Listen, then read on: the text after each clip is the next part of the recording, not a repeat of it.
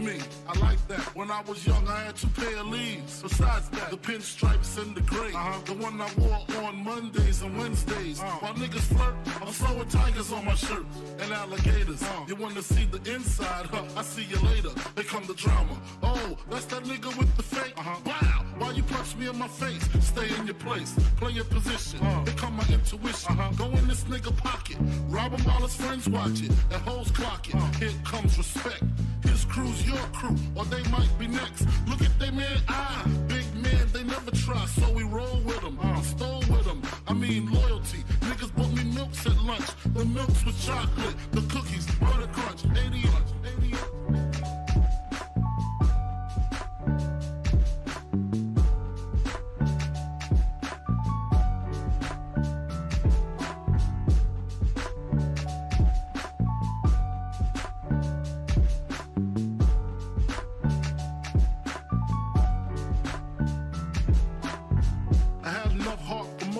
Long as I got stuff for most of them soft.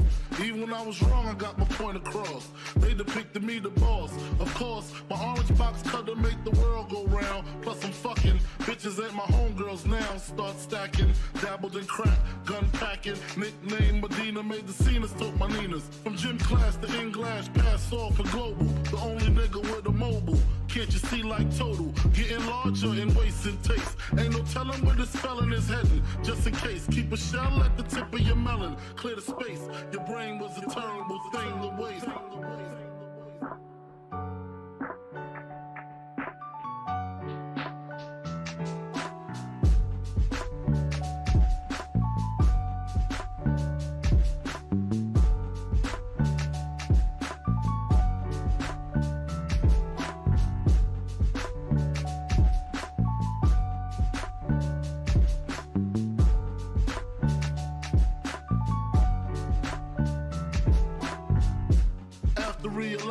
To master enterprise, and I ain't have to be in school by 10. I then began to encounter with my counterparts of how to burn the block apart.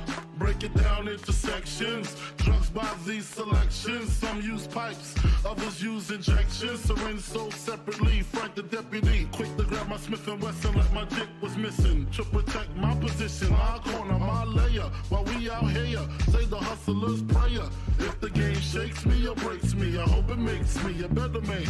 Take a better stand, put money in my mom's hand. Get my daughter this college plan, so she don't need no man. Stay far from timid, only make moves when your heart's in it. And live the phrase, sky's the limit.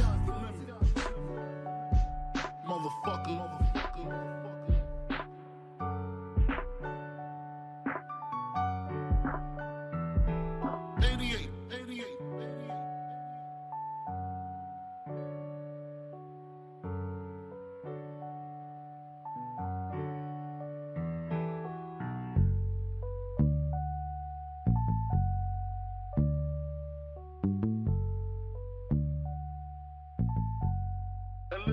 Sky's the limit.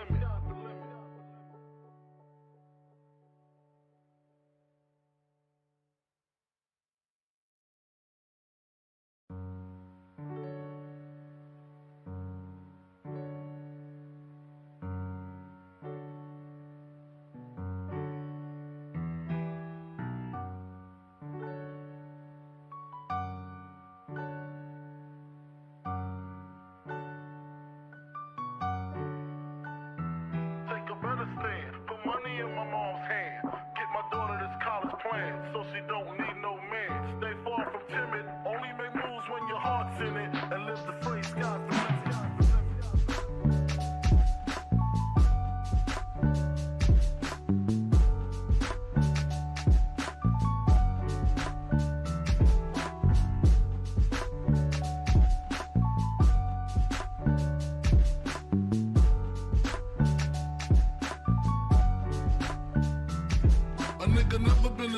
Me. I like that. When I was young, I had 2 pair of leaves. Besides that, the pinstripes and the gray. The one I wore on Mondays and Wednesdays. While niggas flirt, I'm sewing tigers on my shirt and alligators. You wanna see the inside? I see you later. Here come the drama. Oh, that's that nigga with the fake. Wow, Why you punch me in my face? Stay in your place, play your position, become my intuition. Go in this nigga pocket, rob him while his friends watch it, and hoes clock it. Here comes respect. His crew's your crew, or they might be next. Look at they man, big man, they never try, so we roll with them, stole with them. I mean loyalty. Niggas bought me milks at lunch. The milks with chocolate, the cookies, butter crunch, 80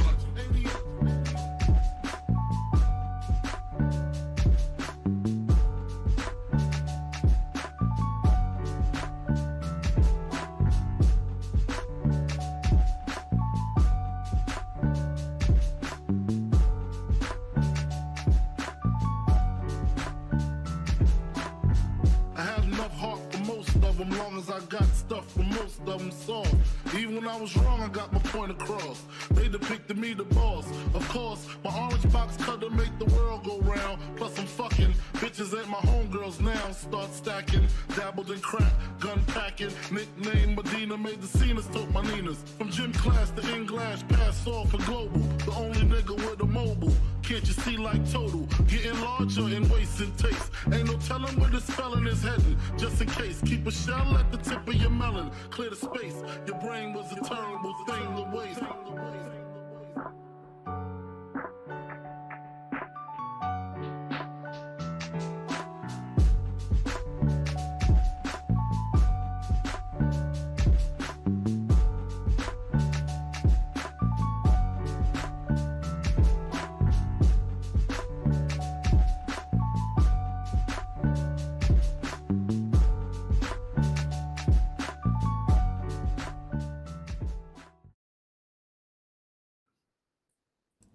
All right, what is going on, guys? Oh, that camera is blurry. Jesus. Okay, give me 2 seconds here. I hate when this stupid thing does this.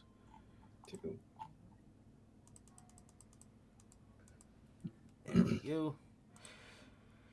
All right. What is going on, guys? What is going on? We are back with yet again another edition of Notorious Unscripted, man. Actually, a pretty special edition of Notorious Unscripted, in its own way. But before we get into all that, man, if this is your first time watching, guys, do not know how the show works, man. Every Monday, we are on here with Notorious Unscripted after Raw, and every Friday, we are on here with the news at 4 p.m. Central. If you guys did miss this past Friday's edition of the news, John Laurinaitis fired from WWE, and creative pitching a WWE return of none other than Bray Wyatt. You guys can now watch that on all platforms. That is available on Anchor, Spotify, Google Podcasts, Apple Podcasts. And if you want to see it first, like I said, 4 p.m. Central, every Fridays, join us here for the news. So if you guys did miss episode 122 of the news, you guys can now watch that on all platforms. And also, if you guys have not got a chance to get your hands on some official Notorious Heels podcast merchandise, you guys can now find this on bonfire.com. The link is at the top of the description of this video. On the top left, you have the Notorious Heels podcast Chicago flag design. I don't know. I almost called it the wrong shirt. Yes, the top left, you got the Notorious Heels podcast Chicago flag design. On the bottom right, you have what I was about to say is the Notorious Heels podcast skyline design. And then you got the OG, the best kept secret to the IWC, the Riddler inspired IWC's best kept secret shirt. And then you got the Uncrowned Kings of the IWC, the Biggie shirt. And then in the middle, you got the base Notorious Heels podcast logo design.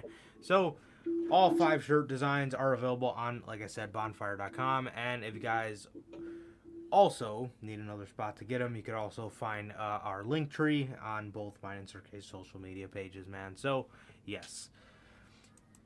Get your hands on some if you haven't yet. But, yeah, man. Absolutely, bro. Absolutely. So, yes. Also, this first time watching, you guys do not know who we are here at the Notorious Heels podcast. I am Johnny Mayhem, one half of the host of this very show. And as for the other half, we got my man Sir K here. How's it going, man?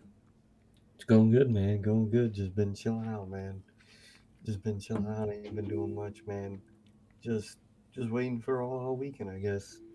Just been chilling, man. But Durante asked like always, how's life? How's family? Life's good, man. I'm good. The family's good, man. What about you, Durante? Everybody else in chat. What about you, bro? How have you been?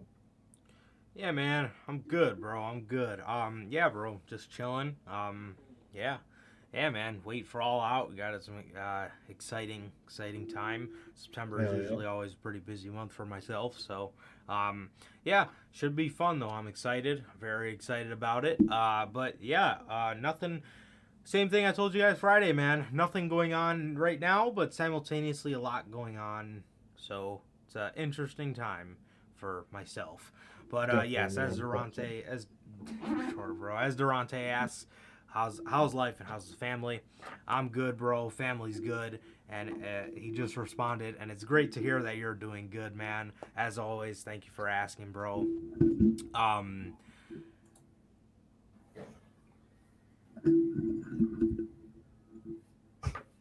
Yes. Sorry, I was reading the comments. So this is actually, actually by episode numbers, but the other day I was doing some research into the actual date that would make the 2-year anniversary of the podcast, and that was actually August 4th. So it was about 2 weeks ago we did the first episode of Unscripted. So in numbers, 52 plus 52, obviously.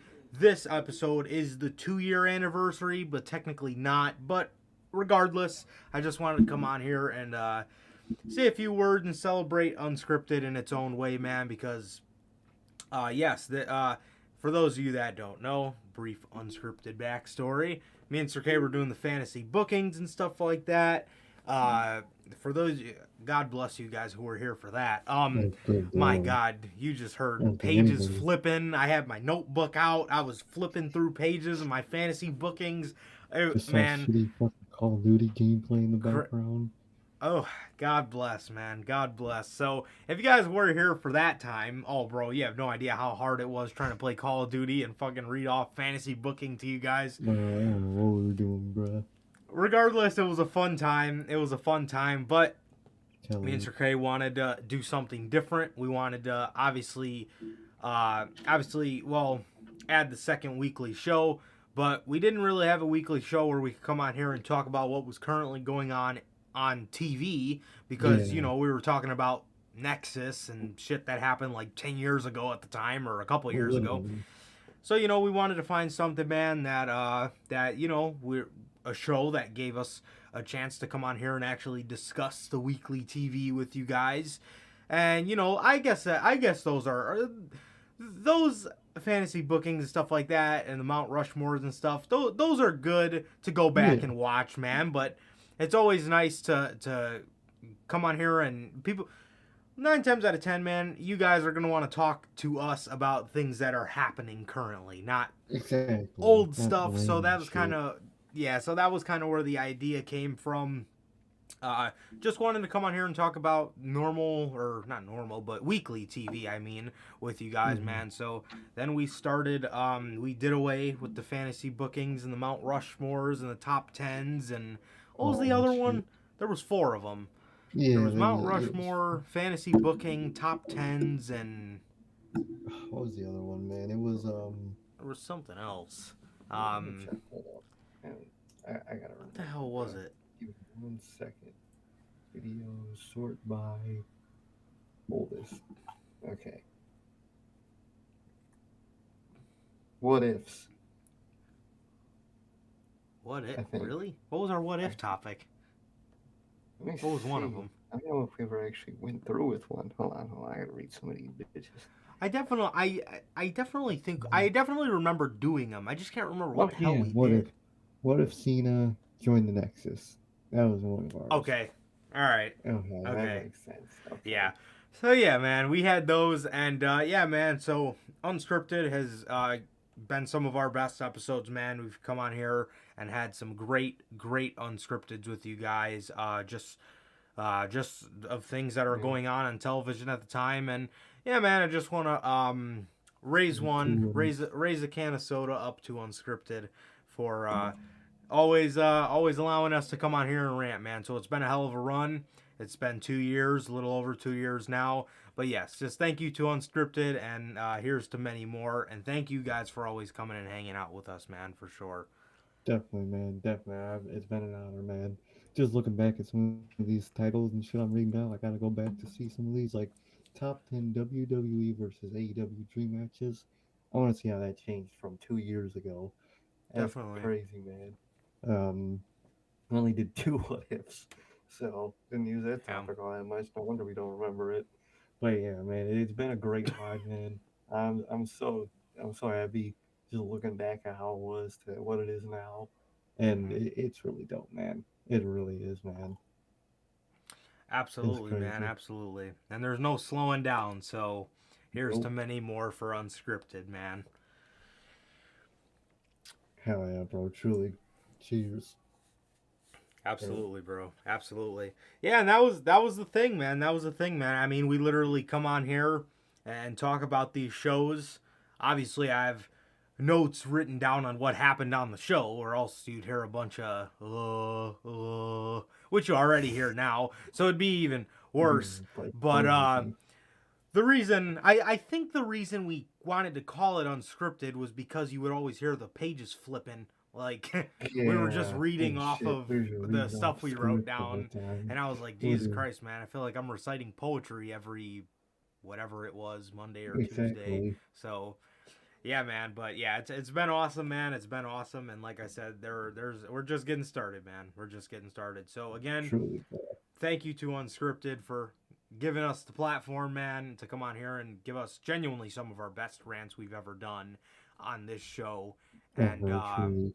And thank you to you guys, most importantly, man. Yeah, we are still talking in front of nobody if you guys aren't here. So, you know, I cherish those times in their own special way, but having you guys here just makes it that much more fun and motivates me way more, definitely. The whole reason, bro. Hell yeah. Definitely. So, yes, thank you guys, man. Can't thank you guys enough. So, yeah, man. Dynamite. AEW Dynamite. Quake at the Lake, or Quake by the Lake, I think. Yes, Quake by the Lake. Okay, I thought it was that one. Yeah. Quake by the Lake. Man, I had a feeling something was going to happen on this episode. Oh, okay. I had a feeling something was going to happen on this episode, man, just by the Quake by the Lake name itself. Just, you felt like something was going to happen, you know. By the lake. Exactly. So, I wonder if a certain Lake we know was there. What's up? I wonder if someone named Lake was there. Oh my god. Well, there actually was a certain someone there. Was there. A mod, you know. This was, yeah, Mr. Modfather, our little brother, Logan PN, the notorious babyface, Logan PN. He was there, man. So, yeah, I know you had the time of your life. I was smiling. Like I said, bro, at the end, I told you this in private, man, but, bro, I was smiling from ear to ear because I know how much you love Punk, and that's what's up, bro. So, yeah, man. This show opens up with Brody King versus Darby Allin. This was a damn good match. I got a couple questions in here. But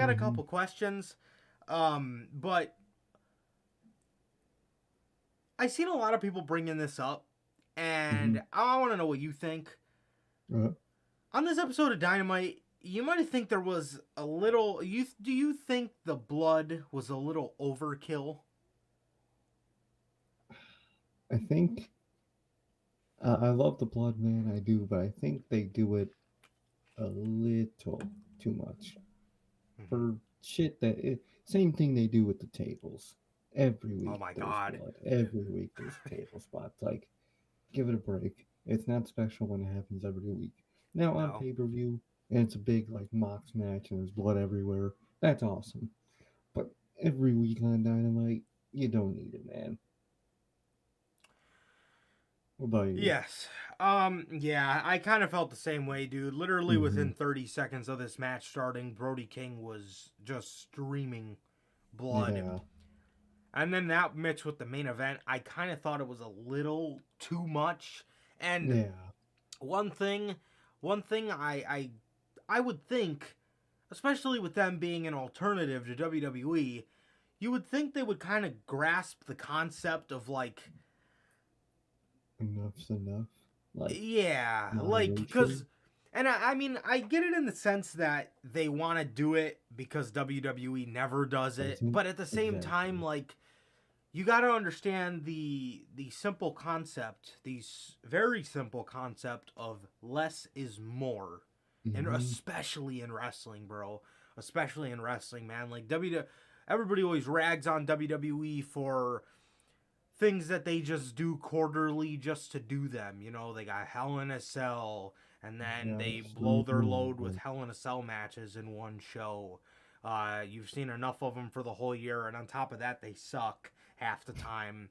And then they do Extreme Rules, and it's called Extreme Rules, but it's not extreme whatsoever, so it kind of just ruins everybody's, honestly, bro.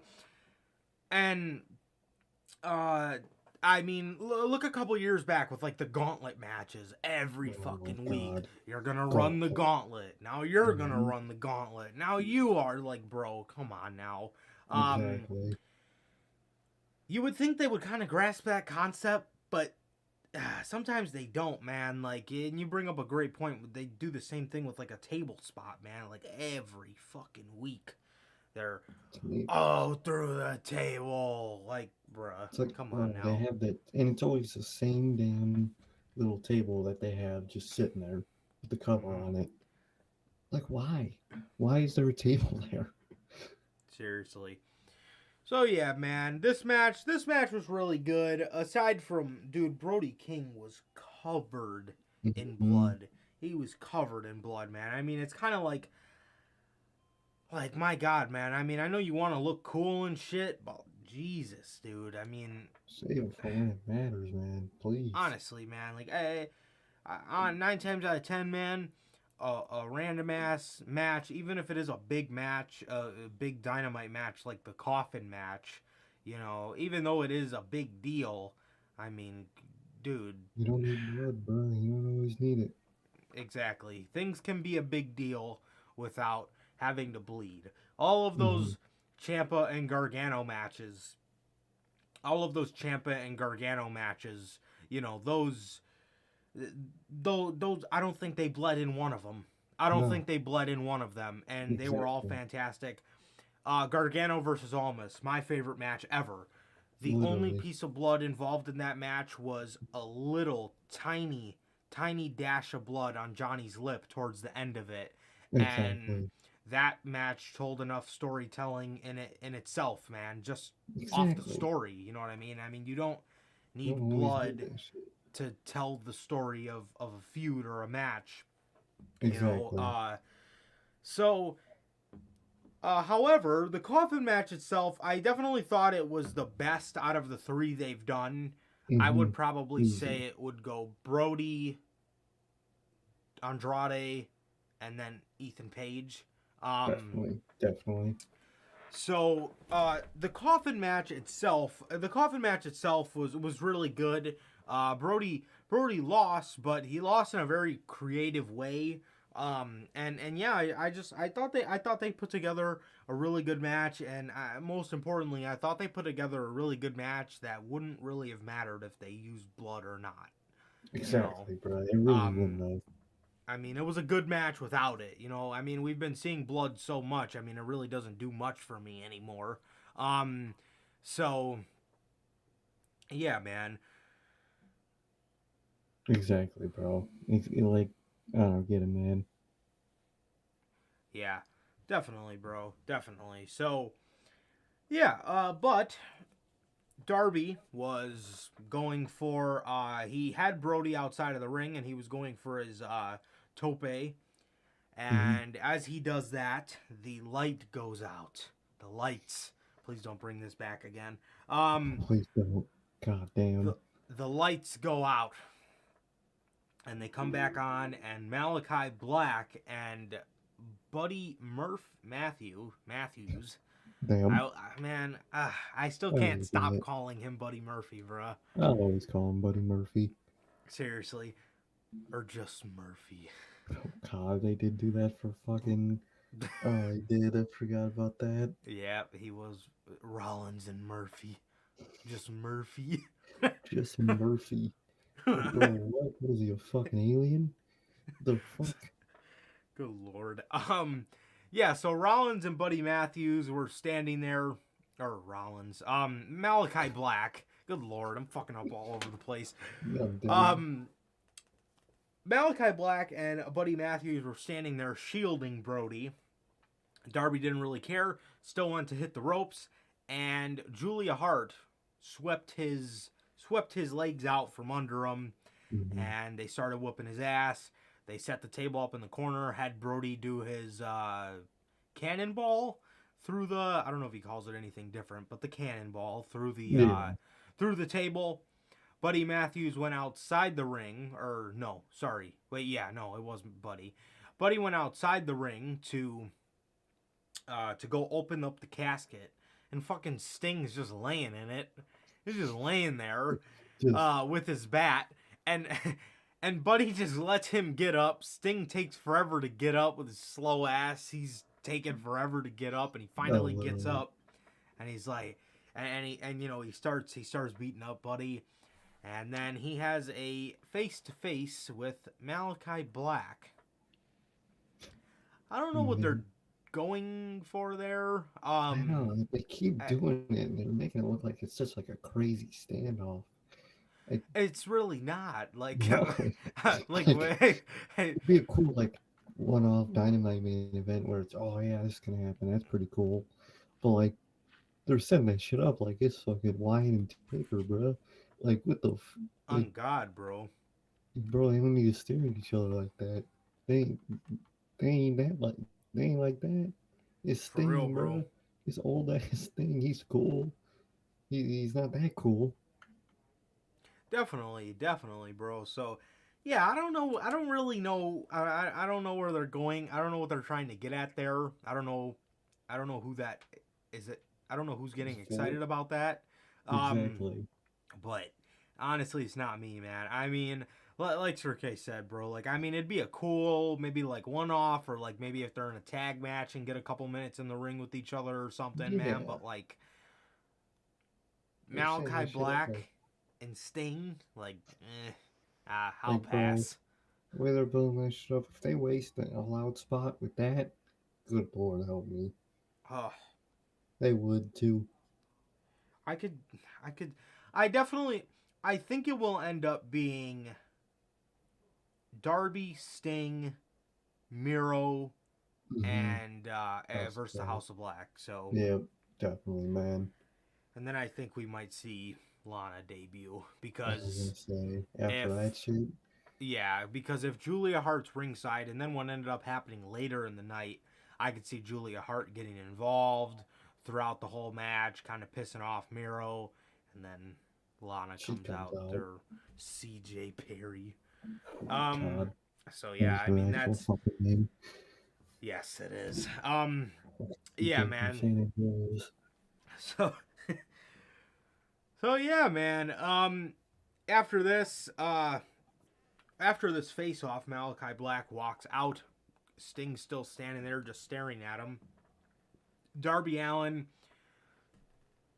grabs a chain and starts choking Brody with it, and Brody falls in the casket. Darby closes it, and he wins, man. So that was the coffin match with Darby Allin, man. So that was, like I said, it definitely was the best one that they've done.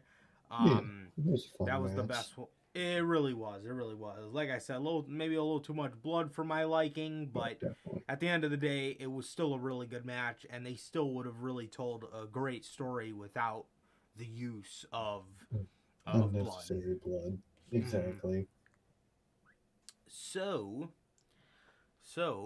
After this, we got 2 back-to-back promos just about the main event from Mox and Jericho. I can appreciate that they really built this up the whole night. They really built this They match did. up the whole night, made it feel important.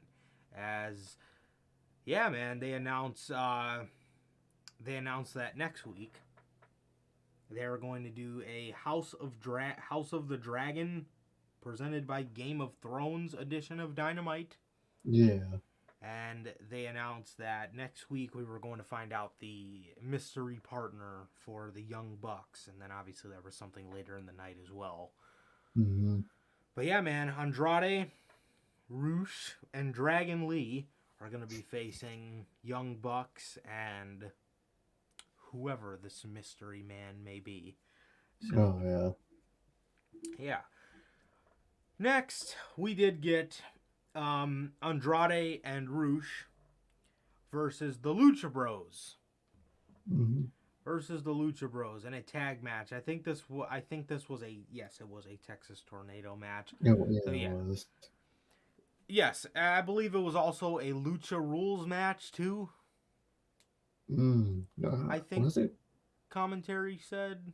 Because I know they took his fucking mask off in the match. So yeah, so that was what they were saying. So they tied his mask up, but since Pentagon took his mask off himself Oh. to try to save Phoenix, they couldn't DQ him. That makes sense. Okay.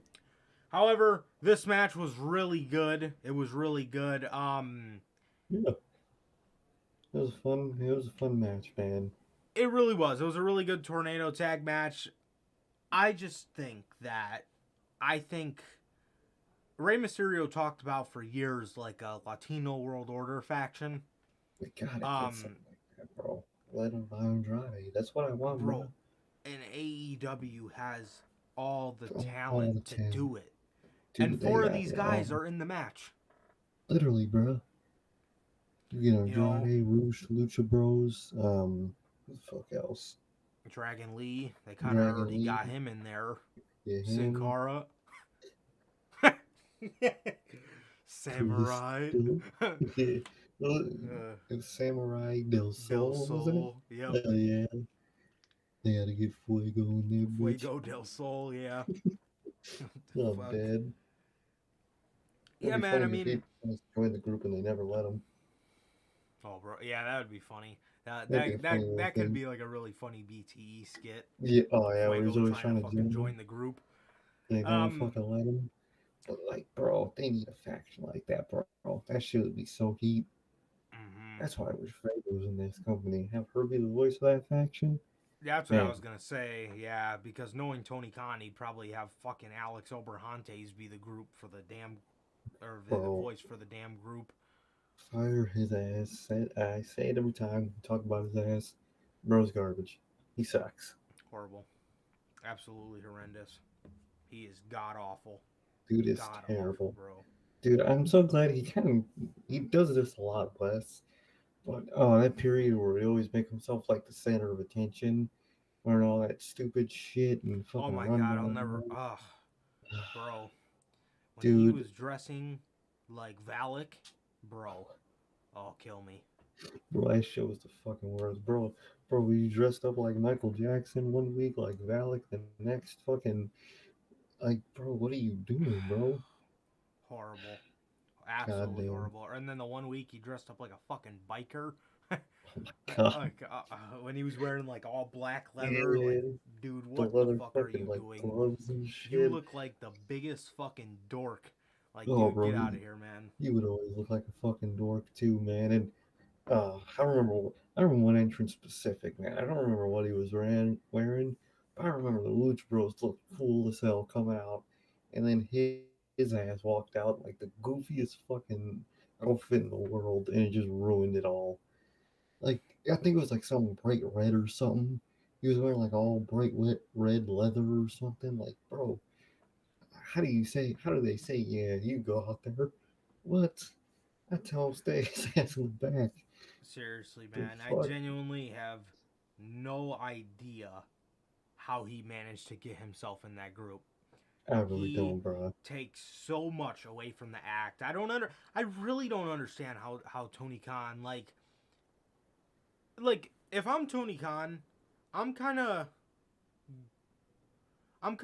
I always want to put my best foot forward. So like with Triple H, like Mm-hmm.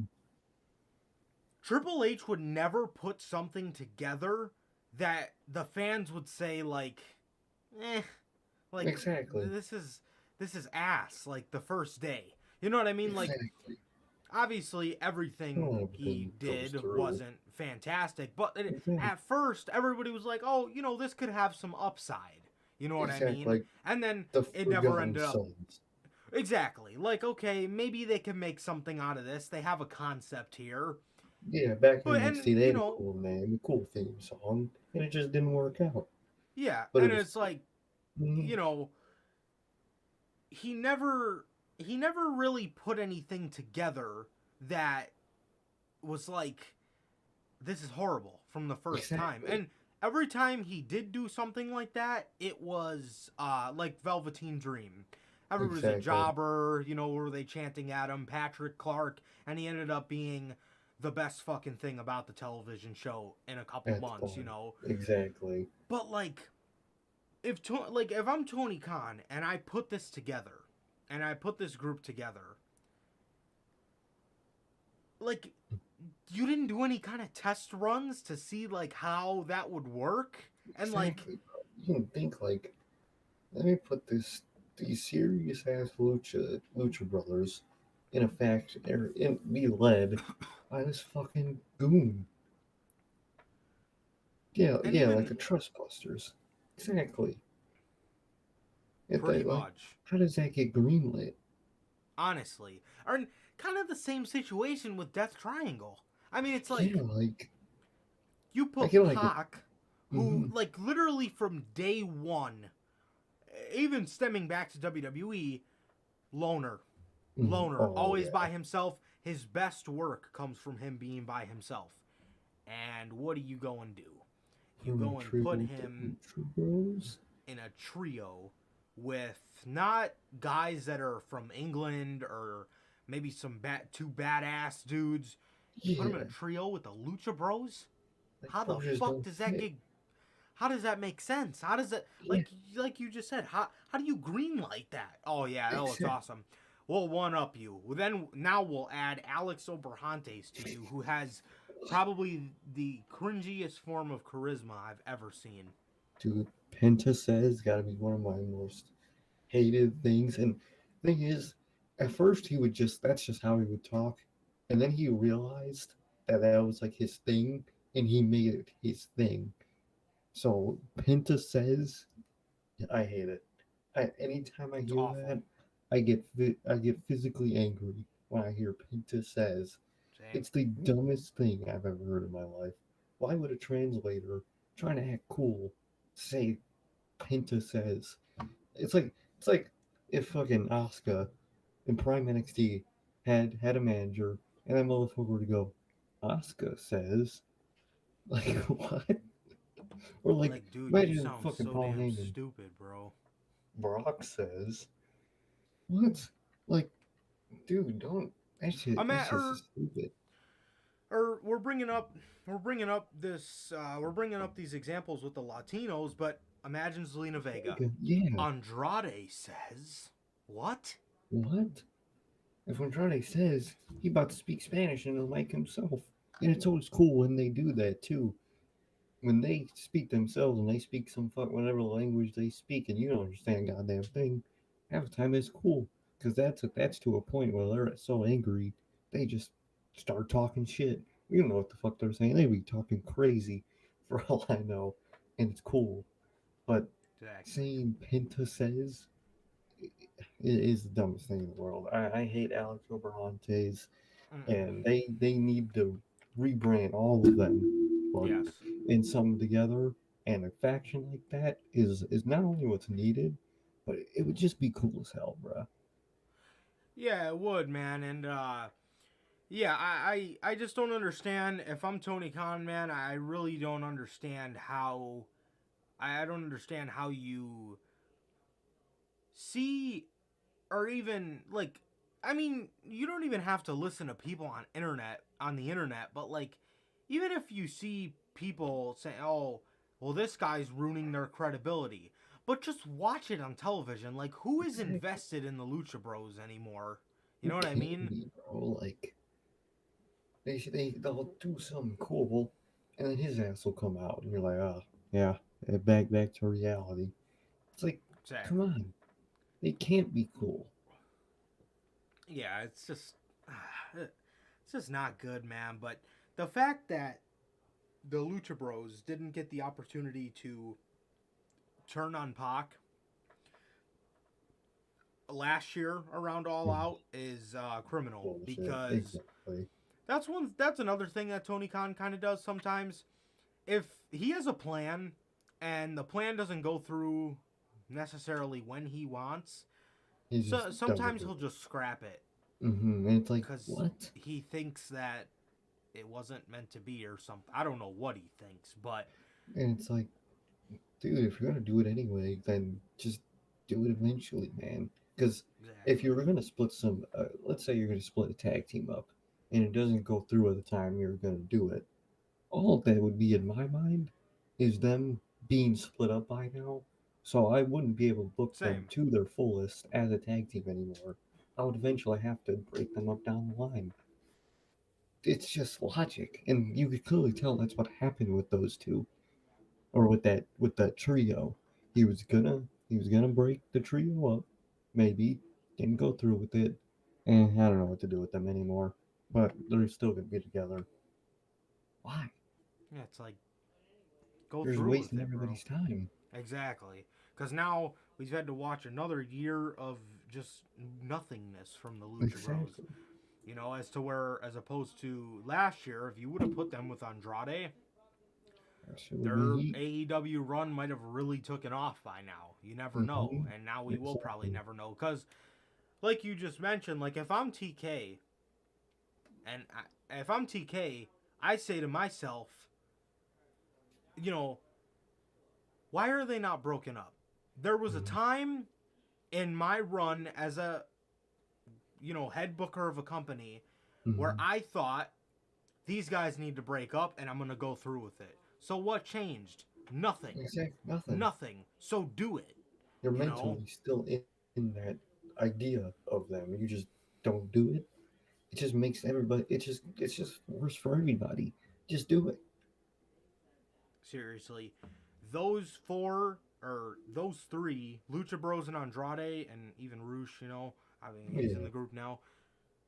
Though, but most importantly, the Lucha Bros and Andrade would do so much more in a team as opposed to Feud. rivals. Mm-hmm. No.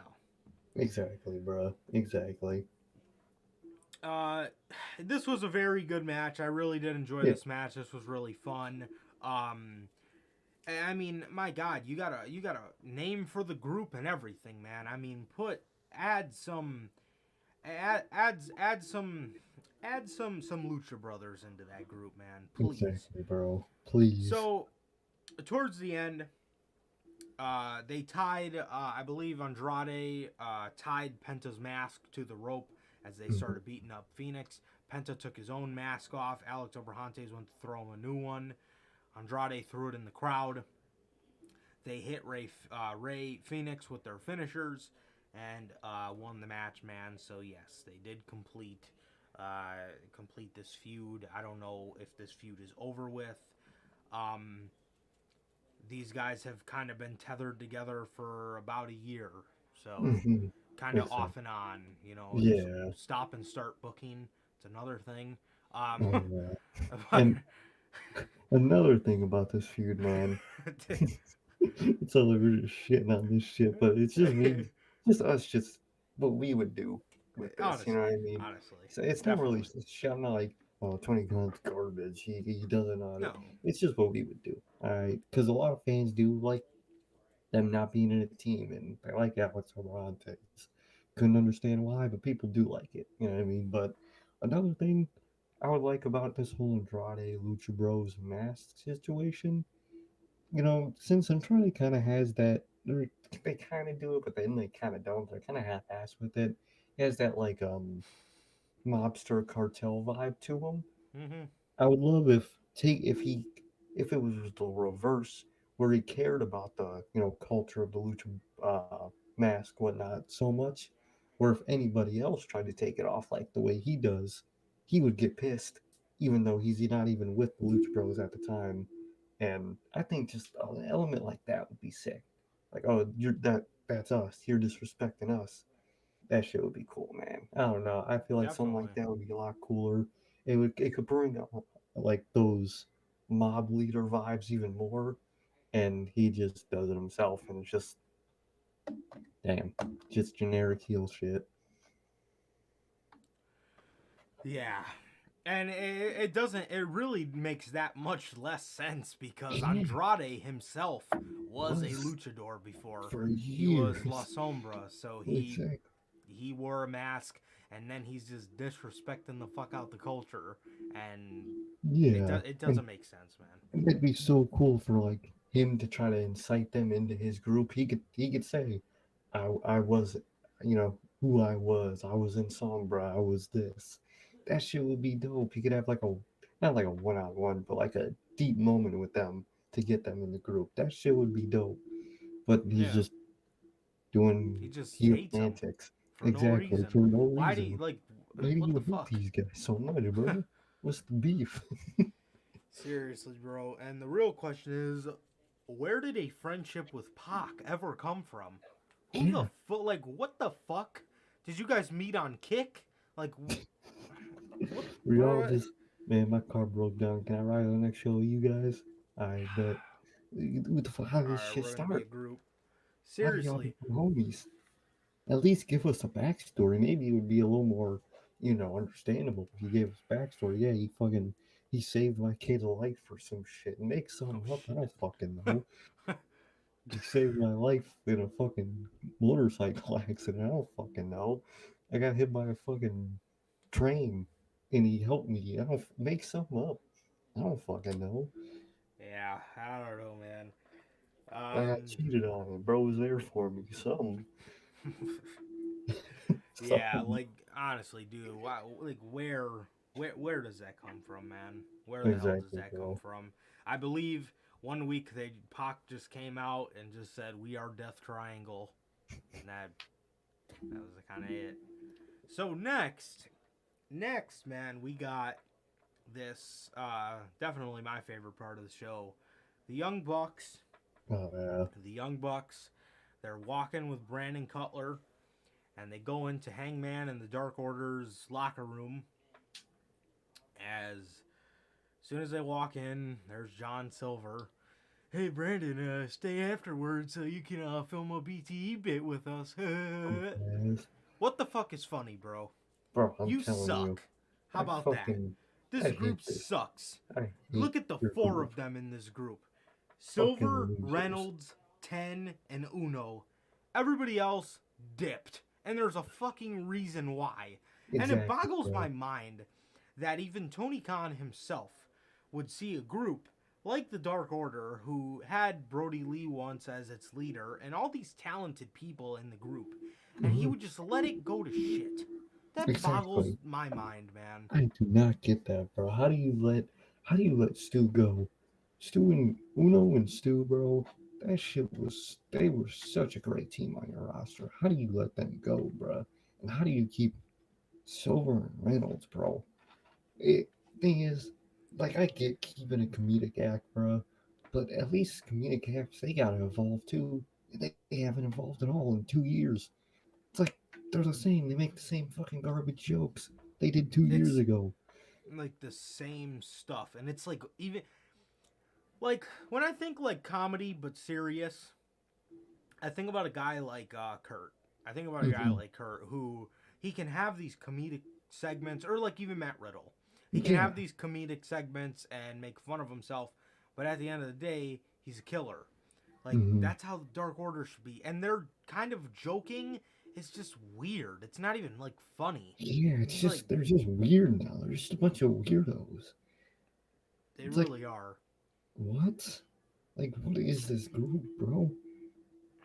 Seriously, man. I don't know. So Mm-hmm. they walk in there on this dead faction, Yep. and they asked if they can have a second to talk to Hangman. They said the Dark Order can stay, and they start telling him, you know, we treated you like shit pretty much over the past couple years, and if this is Matt talking to Hangman, Nick didn't really Mm-hmm. talk that much. He said if I could take it all back, I would. He said the best times of my career was us, all of us, the original gang.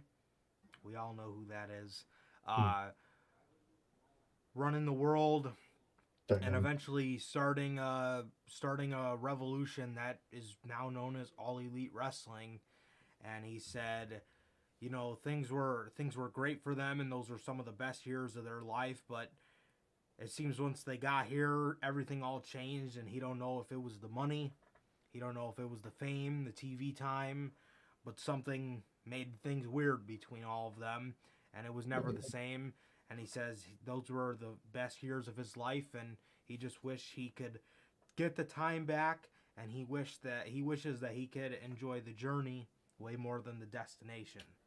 Damn. So he asked Hangman. That shit genuine. Oh man, I got That so shit's sad funny, listening to bro. him. Fucking. Oh my god. Because That's it's some so, good ass shit. honestly, it's so true, man. Like Mm-hmm. just look at the way everything's kind of turned out, man. Like Yeah, like Cody's gone, Marty's running from the cops. Fucking it's like, damn, man. what I mean, happened to everybody, bro? seriously, bro. Like it sucks, man. It sucks, especially with Cody and the Bucks and Kenny and stuff. That really sucks, man. I miss the Elite. I really do Mm-hmm. in I full really force. do. So they asked Hangman if he could be their trio's partner. Matt said we're gonna bring back the Hung Bucks and nobody will be able to stop us. And then he also said to Hangman, you know what building we're in? We're in the building where you became the world champion, and I stood right there, but I felt so far away, and I just wanted to go up to you and tell you how proud of you I was. And he said he just didn't have it in him to do it at the time. And Hangman said, you know, you wanted to congratulate me, but these guys actually did, and they've been my friends for me the same way you guys were. And this is their tournament. They're going to be a trio, and I'm going to be in their corner. And he said, I don't want to be in their corner and fight with them. So you guys should go get a partner that hasn't ever turned his back on you. Mm. Hmm. Speaking of that partner, did you watch BT today? I did. I did. Man, they teasing the hell out that, bro. I saw image that shirt that I think Matt was wearing. It was that like white shirt, whatever, Mm-hmm.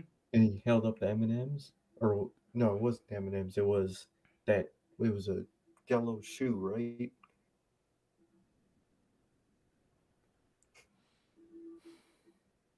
Can't remember. Because I saw an image of him doing that shirt, and he was holding up a yellow shoe. Uh-huh. If that is what I'm thinking of, someone showed the other image. It's Kenny wearing that same shirt, holding a bag of those yellow peanut M and M's. So that ain't a reference to Kenny, man. Here, let me I think see. because I think that was like about another BT episode. He was wearing that shirt, holding a bag of those yellow peanut M and M's, and then Matt, I think it was Matt, was Mm-hmm. wearing that same shirt, holding up a yellow shoe. Come on, bruh. Let me see He's if I going to can be Marty. find. Straight from bro, his from blank gotta be Puerto Rico now. Oh my god. From Puerto From Rico. Puerto Rico. The fuck? Oh, Matt was wearing the Backstreet Boys shirt, Yep, that's what it was. and Kenny was wearing the same shirt, holding up the peanut butter or the peanut M and M's. Oh, I see. Yeah. Yeah, Oh wow, I didn't even notice that. Yeah, I when he didn't was know flipping the either. water bottle. Mm-hmm. Yep, man, oh man. Interesting, man. Very Mm-hmm. interesting. So Yeah, man. So, yeah, on BTE, Matt had picked up the phone and he said, "Hey," and then all you heard him say was, "Are you sure you're ready?" Man. I think he might be, man. I think he might Mhm. be. Definitely, So, man. That shit'll be nuts. it is, bro. It's going to be great. It's going to be great to see. It's going to be great to see Omega finally back. And yeah, man, so Hangman turned them down and they walked away. And then Brandon Cutler made a joke. He said someone that hasn't turned their back on you. I think he's talking about me. No. Oh, no. I love it. Fucking Brandon, Landon, I got his ass. Yeah. Oh yeah, another week where we haven't seen Cole or the Young Bucks. I don't or Cole and ReDragon, I don't think. So they Yeah, genuinely just came back, whooped their ass, and left. Pam. Why'd they do that, bruh? Jeez, Dude, at least do a video package or something, man. I mean, if like, that doesn't scream rushed, then I don't know what does. dude, it would have been so awesome if they waited. Kenny ended up coming back while they were gone. They come back and then turn. That shit would be heat. I don't know why they did it. I really I don't know don't. why they did it like that either. That makes You no know, sense. because I would have liked. So the Bucks are looking for a partner, right? Mm-hmm. They get Kenny, and purposely have them say no mention of Cole, Bobby, Bobby, or Kyle. any of Then them. they come back and say, "You chose Kenny," and then have Adam Cole say, "Me and Bobby was Kyle were cool. injured. Why didn't you choose him? I thought we were a Mm-hmm. group, but you're gonna choose him over the Undisputed Elite," and then have Kenny be like, "Hold on a minute, I'm in the fucking Elite too. I'm a part of this group." And then kind of have Adam Cole at that point just say, "Fuck you, no you're not," and turn on him. Exactly, bro. Yeah, Like, so it just makes more sense, bro. I really don't know why they rushed it. That was weird. yeah, it really was. I mean, he says, "Oh, you're not going to be capable of it," and then they just put him in like a chokehold for like 30 seconds, and then here the Bucks are the next week. Fine. I Yeah, mean, it's like, bro, why? and by that point, you can have another reason you can have the Undisputed want to turn is because you put the trios titles on those three. So, Exactly. I mean, it just it makes the most sense. I don't understand why they did it at all. Yeah, it makes no sense to me, man. I mean, I just gave you the perfect layout as to how I would have done it, and it makes Hmm. that much more sense. Literally, man. It I don't get why they did that. Oh yeah, I see this. Logan says, "Did you guys see that WWE thinks Vince McMahon retiring could adversely affect the creation of stars and stories?" You know, Who make them wrote good. that? Was it WWE themselves? Cause I what a heard it crock of was. shit is that? Yeah, I heard it was, but I don't know. It was probably fucking Kevin Dunn It or was probably something. Vince, yeah. The Oh, fuck, it was man? definitely Bruce Pritchard. Bruce Oh, Pritchard, he's still there. 100%. You know he Yeah, said that to he them. he definitely wrote that. "Oh, I don't know how we're gonna create stars. We're pushing Tommaso Ciampa. What is No, this? literally, Get out of here." man. Come on. So, Triple H is gonna be just fine. Triple H is going to be just fine, man. Luchasaurus comes out, has a match, beats Anthony Henry, I think his name is. The other guy in the Workhorseman with JD Drake. Yeah, I think his name is Anthony Henry. He gets squashed by Luchasaurus. Christian Cage is talking in the back. Jungle Boy was on commentary. Runs backstage to go beat the hell out of Christian, and Luchasaurus went back there to break it up. More development in the story, and yeah, I mean it was pretty good for what it was. No Definitely. complaints. One thing I really liked that they did was plant seeds Mm-hmm. with Luchasaurus, and what did he do? Headbutt Pat Buck or something like that. He did. I He like did. that, bro. And leaving Jungle Boy was like, man, what? He's like, what the hell? I like that a lot. That Definitely. was like my confirmation that he's gonna turn, bro. He 100% is. That's awesome. Definitely. I Definitely, like bro. that a lot. So next we have Miro talking into darkness. He's talking about the House of Black, and Julia Hart comes up and grabs his chin and makes him look at her. And Miro says there's only one woman that can touch the Redeemer. Yeah, wonder who that is. It's his mom. Nah, it's fucking So, C.J. Perry. That's fucking fun. yeah, we thought she was going to come in last year, too, around All Out, Exactly. too, which is This crazy. is crazy. So, God damn. yeah, man. It looks like we're going to be getting CJ to fend off Julia the Hart. House of Black Good and lord. Julia Hart. So, yeah, man, that's interesting, man. I am interested to see where that's going to go. And Very, yeah, I don't know. I really am interested to see if that's going to do more good or bad for Miro's act. I'm very curious, man. I am. Because I hope she doesn't ruin the hell out of it. I really hope not, man. But yeah, man. So, I mean, he's been just fine without a manager as just a killer. You know what I mean? So I like the way he talks. He's funny when he's like the Kurt example too. He's funny when he's funny, but he's serious when he's serious. It's the great mix between the two. definitely, bro. Definitely. So, next we got Powerhouse Hobbs being interviewed by Mark Henry, and then the Factory come up, and it seems as if the Factory have added Cole Carter. Tony Khan, if you see future in Cole Carter, why the fuck would you put him in the Factory? Fucking fat. And then they got fucking Nick Camarado dressing up like Tony D. Like, bro, Tony D's a good act. Why are you trying to make fun of it? You're the bad act, if anything, Mr. Nick Camarado. You're the shitty one. Tony D'Angelo is a better act than this whole group. Yeah, exactly. What the hell are you guys making fun of him for? You guys suck. Like, Honestly. come on. Ugh, I don't like that. Seriously, man. I mean, Tony D'Angelo is fire, bruh. He is fire. Not necessarily the act to make fun of on NXT. Look, make fun of fucking Braun Breaker. Make fun of Von Wagner. You know what I mean? Don't make fun of seriously the best act of NXT 2.0. Like, not the only person who I watch clips from. Come on. Same.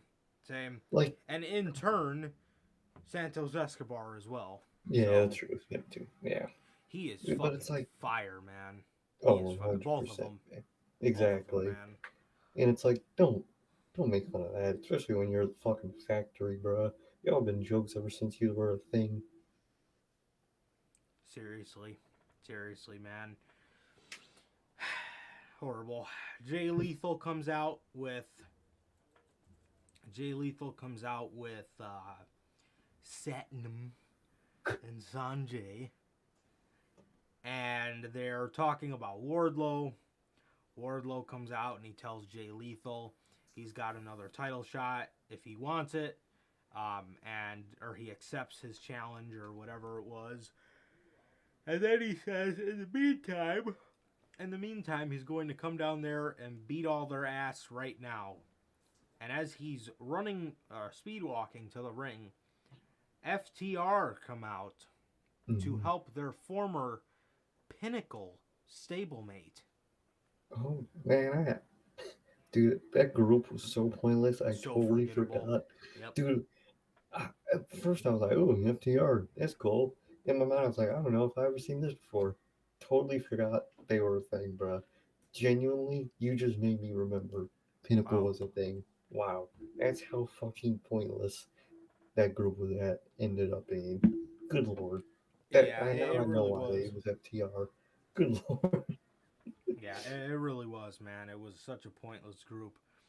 So now this makes me wonder, with CM Punk being back, is CMFTR still a thing? That's true. Is CM Punk almost going to indirectly take over the Pinnacle? without Yeah, taking over the Pinnacle? that's true, bruh. I like that element. Gonna be That's very intriguing, man. interesting. Gonna be very interesting because you got to think when MJF and Wardlow were fighting, FTR got pissed at MJF because they almost cost them a match, and they told Mm-hmm. him specifically, "This ain't got nothing to do with us. You're still our friend, and so is he." Dang. Now, Wardlow helped CM Punk beat MJF at Mm-hmm. Revolution, And turn and down. and then CM Punk and FTR, right before he got hurt, looked to be a trio. Yeah, a fun little trio, man. So, all that's missing is Sean Spears, man. That I don't. Okay, that I Yeah, don't I don't think. see I happening. don't think we'll see him in that group. Probably not. If Definitely, anything, they'll put him completely somewhere else away from all that. definitely. He could be cool in Stokely's group. That could be something for Sean Ooh, Spears. That could definitely. be a good thing. Um, but like maybe he could help Punk. I could see if anything, it's like just like a one-off. Just I'm gonna just help you out. Just hit MJF with a chair at some point randomly. I can see them doing that. But he definitely won't join Punk in nothing.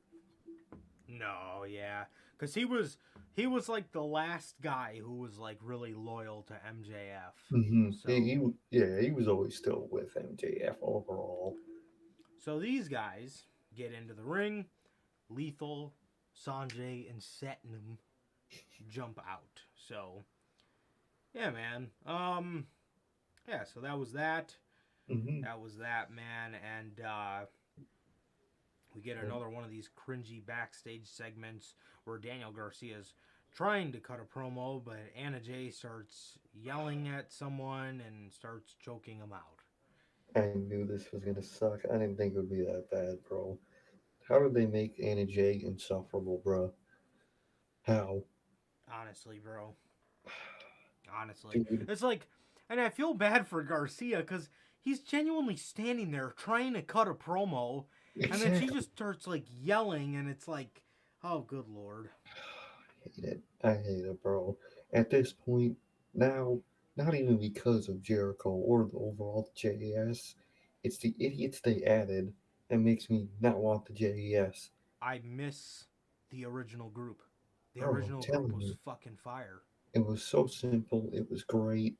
It people who weren't getting time now got time, and now they aren't getting time anymore. It's like, Exactly. what the fuck was the point of the group then? Exactly. Because you had Jericho, and it's like, okay, if Jericho wants to run off and go do his own thing, you still have a formidable trio of three guys that a lot of people still want to see in Mm-hmm. Garcia and 2.0. So there's that. Now you've added Sammy Guevara to the group. That sucks. Now these guys have to run around with Anna Jay. Then you have Ty Conti in the group. Like, bro, what Like, is bro, this? What has this group become?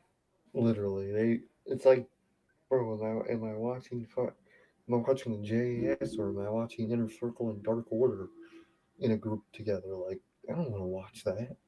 I want to watch the Seriously. JAS. I want to watch 2.0. I want to watch fucking Daniel Garcia. Like, Yeah, at this man. I point, mean, and I think that would be such a good learning curve in a guy like Sammy Guevara's career.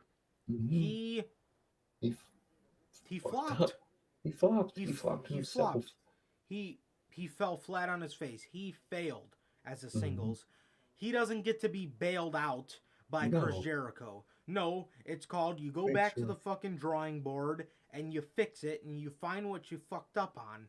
Not, exactly. oh no, your singles run failed because you have zero charisma. Let's just put you with let's just put you back with Jericho and see if he could bail you out. No, it's No, 2.0 and Daniel Garcia's time to get the rub, man. It is. I mean, like, exactly. When it's bullshit. same thing, not the same thing, but a similar thing happened to Seth. He was going great, and then he started doing it on Twitter. Everybody turned on him, and he turned himself around. He went through a good year period of not being liked, not doing great on TV. Turned himself around. You can do it too, Guevara. Exactly. Don't make sense, Exactly. bro. It doesn't make any sense. I mean, these people don't get to get bailed out because their run flopped. I mean, that's just not how it is. Daniel Exactly. Garcia and 2.0 now have to pay for this because Hmm. now they're got to run around with Anna Jay and Ty Conti and Sammy Guevara. Get this It's shit like done with, bro. The exactly. whole point of the Jericho Appreciation Society was none of these guys appreciated me. Sammy Hmm. Guevara didn't. LAX didn't. At this point, this is pretty much Inner Circle but kicking out LAX.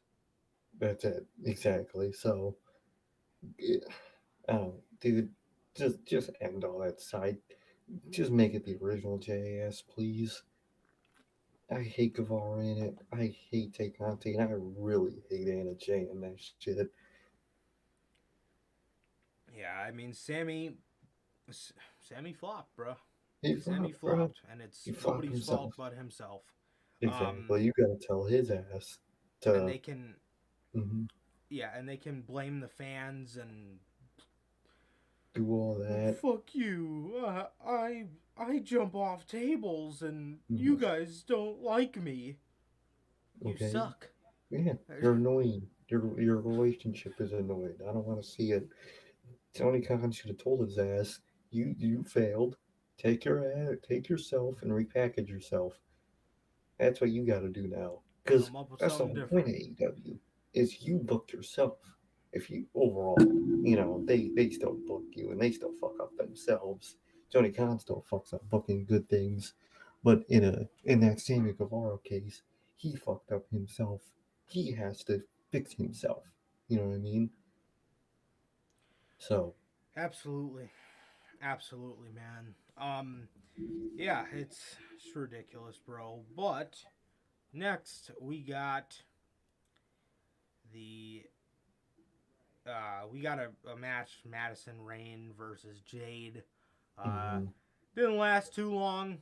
It didn't last no, too long, man. Jade did end up winning the match. It got uh, it got a decent amount of time. It wasn't abnormally long or anything like that. I mean, they got a decent amount of time here. And it was an okay match. Nothing crazy. But at the end, Athena came out and attacked Jade. So it kind of looks like that's where they're going with the TBS title for All Out with mhm, what's her face, Chris Statlander, kind of being out. oh, So yeah, yeah, man. So after this, we got an interview with the Thunderstorm of Tony Schiavone asking them about their direction. I will tell you, they don't fucking have one. Um, Tony literally. Storm, Tony Storm said to Thunder Rosa, she said, you know this, but my ultimate goal is to one day become the AEW World Champion. We're still friends, but it is a goal of mine, pretty much. And Thunder Rosa was Mhm. cool with it. Nothing really, Kind of nothing shrugged her really off. there. Yeah. Um, Next, we got the main event: Lionheart, young Chris Jericho. Oh yeah. In other words, Jericho with a shaved face and his Not Lionheart Judas. gear. Yeah, Exactly. with no Judas That's versus whole John point. Moxley. Exactly. Um, I really liked the match. I thought the match was Yeah. really good. I thought it was. I didn't think it was great. No. I thought But it it was was just a good. really good main event. I really Yeah. enjoyed it. It was You just a good know, ass main event. definitely, bro. Yeah, I thought it was. I thought it was really good. John Moxley was bleeding buckets. Obviously. This match Fucking did last a minute though. it did. It started This match, early. bro, it I really was like, did. damn. It really did, man. This match lasted a fat minute, but John Moxley did end up winning. he ended up winning the match, and out came the JAS. And then out came the BCC and Ortiz. The numbers game. And the numbers game began. Oh, God. And right as the JAS kind of started whooping all their asses, they held up Mox, and Jericho was about to hit him with the championship. And the quake by the lake happened because Cult of Personality would hit as the crowd erupted, and CM Punk would make his official return to AEW Dynamite, man. Man, oh man. That shit was heat. It really was, bro. It really Did was. not expect that, man. I really did not. I genuinely didn't. Honestly, I thought we would see MJF come out before CM Punk, but man, that injury was not too long at all, bro. Yeah, it literally really just kept him out the summer. Yeah, which is good, man. I'm glad it wasn't out too long, man. And the fact that we know we are getting Punk and Mox, it solidifies All Out a lot more. Yeah, he was literally out a month and a half. You know, literally, or no, bro. sorry, like 2 months. Exactly. And I like him, man. I like him, man. Because I felt like if he wasn't back, we were gonna get someone really random versus Mox at All Out, and I wouldn't have been too big of a fan of that. Yeah. And I'm glad it's gonna be Punk and Mox. That shit's gonna be heat. Absolutely. Absolutely, bro. So I'm glad we're getting something cool in the main event of All Out. I really didn't want to see somebody like you said, them just kind of throw something together like they did last year. Oh, we're gonna do Omega versus Christian. Oh, fucking boy. That's just what I want to see. Christian too. Yeah, literally just outwork everyone Christian. Oh. Like, come on, bro. God, bro. awful. Dude, I hated that shit. It was so bad. Because he was not working nobody. That shit was hilarious, bro. Awful. Genuinely awful. So, CM Punk came out, and even the numbers game. And he took apart the JAS. He stared at the other members. Yeah. Stared at the other members while he was in the ring, and then slowly backed up. Him and Mox had their backs turned to each other, and they both just slowly turned around, made eye contact, and Mox gave him the middle finger and walked out with the championship, man. So, I really do, man. It's going to be a kick-ass. It's going to be a kick-ass match at the end of All Out, and I am super excited to see what they got in store, man. I really am. Just going to be good. Punk started hopping around on his broken foot to let us know pretty much I'm good. And yeah, bro, that was a hell of a moment. That was awesome. That was really awesome, bro. And fucking Punk, man, just like last week. Well, not last week, because last week this happened. It was the week before that Dynamite. He was at Comic-Con fucking walking around with a cast on his foot and shit.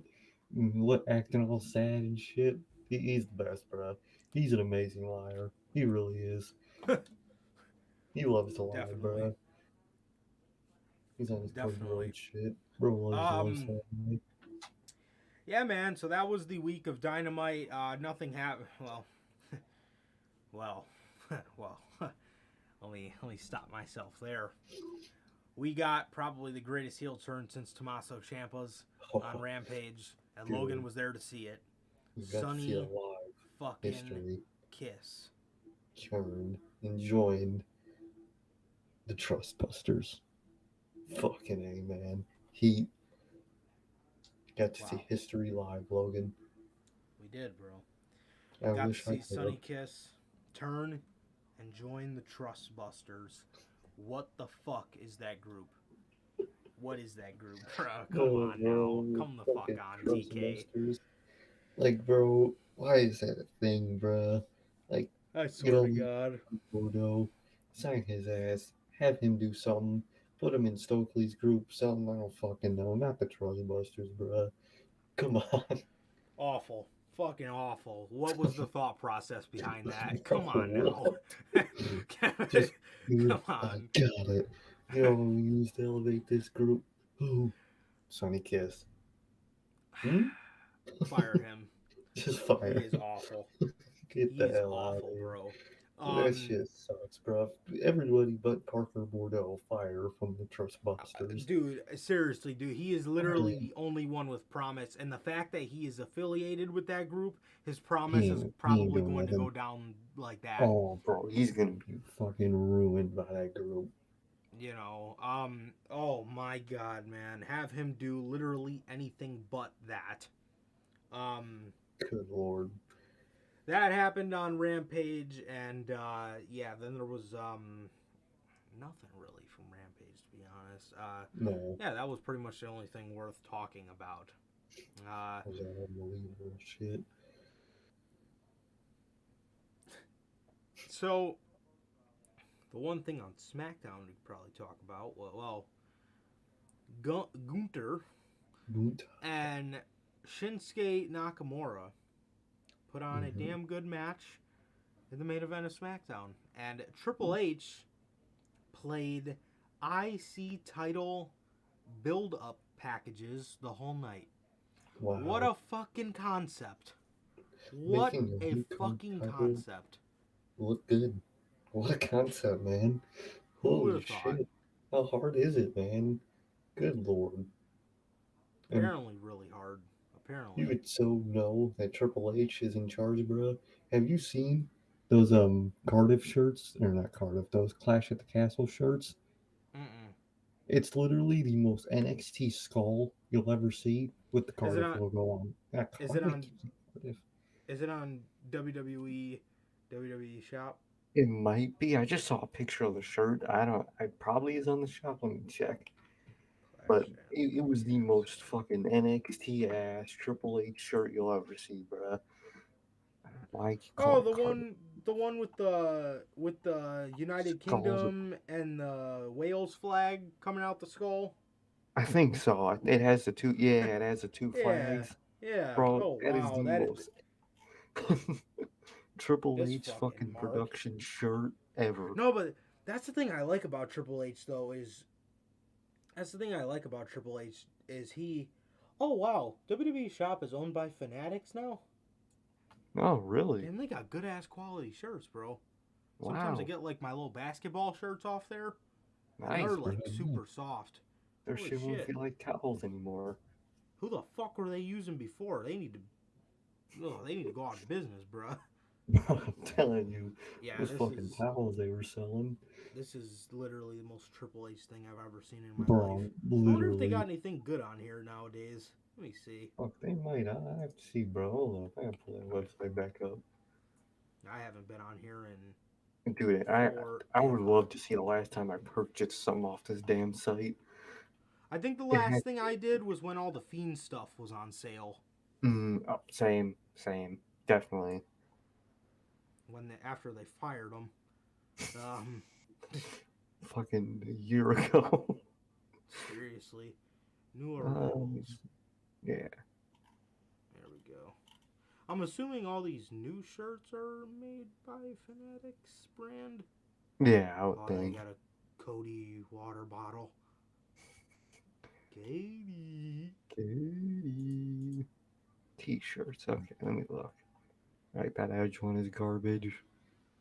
That CNN Edge one is kind of cool. Clash at the Castle's good. Random fucking retro Cena shirt. NWO. That tarot card Edge one's pretty cool. Let me see. Tarot card. Oh yeah, the one that he wears. Yeah, that one's I just pretty think cool. of that fucking photo. Oh my god, those fucking glasses. Oh, there's a colorful, like, Seth freaking Rollins shirt. The colors are pretty cool on that. Wow. What is this Alexa Bliss one? I'm something twisted. I'll fucking buy that. Oh, yeah. Oh, God, I see it now. Good Lord. Dude, why is it all Stone Cold shit? I was gonna say, I see Dude, a they have lot of some, like, old legend shit shit now. on here. Huh. Yeah, that's Oh more yeah, I see random. this Seth one. But it's like purple, blue, and yellow. Yeah. That's not bad, bro. I like it. They Wow. got decent shit. Yeah, not too bad, man. Not too bad. I That's a really pretty like cool that print Clash at the shirt. Castle shirt. I have the sick fucking Finn Balor shirt. It's demon and then Prince, and then it's just Finn, and on the wall behind him, his shadow is the demon. That's fucking cool. Wow. Good Lord. Too bad. Oh yeah, I see that one. Yeah, too bad he's in the Too Judgment bad he's Day. not the Prince anymore. Yeah. He's fucking Mr. Spandex. Damn, bro. If Clash at the Castle is a good show, man, I might have to cop me that shirt Dude, whenever yeah, that goes like if on I was sale. going to That that shit's show, heat. that would be a great fucking I was there shirt to get. 100%. 100%, man. So, they put on a damn good match in the main event. Mm-hmm. So much so, I genuinely had to go back and rewatch a SmackDown replay. Wow. Good Lord. What a world. Hit Row officially made their return. And Karrion Kross cut another Beast promo, man. So, Oh yeah, man. Hit Row is back, and they called themselves the OG3. Like, bro, y'all are the worst three. But literally, a group of 4 people, there was one good one, and you three were just there. You ain't the OGs of that group. There was one OG, and he's a fucking Seriously. tag champ in AEW, bro. He Seriously, carried you bro. guys. Honestly. Shit. If Swerve doesn't find his way back Mm-hmm. to WWE, I would really like to see them add Lio Rush That to would the be group. cool. He would fit the most, I would say, out of any of them. Definitely. Definitely not fucking Carmelo Hayes or Angelo Dawkins. None of them. If you're putting anybody else in that group, Leo Rush is the only one that fits. Definitely. Definitely, bro. He's a dork just like that. All right, man. Raw. Oh yeah.